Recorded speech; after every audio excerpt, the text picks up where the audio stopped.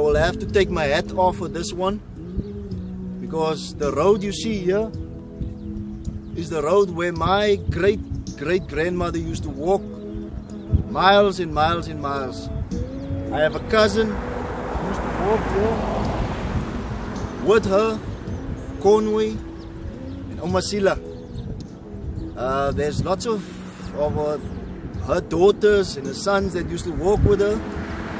This is Stompnies Bay, and here used to be houses, but this is where they used to walk miles and miles, kilometers, to get to the farm that is Skytjies Klip, Cover Skytjies, Hooihevel, whatever farms is after that hill. And you can also access Paternoster and Friedenberg through this. So yeah, very memorable site. This is Stompnies Bay, and that used to be the road where she used to walk miles and miles.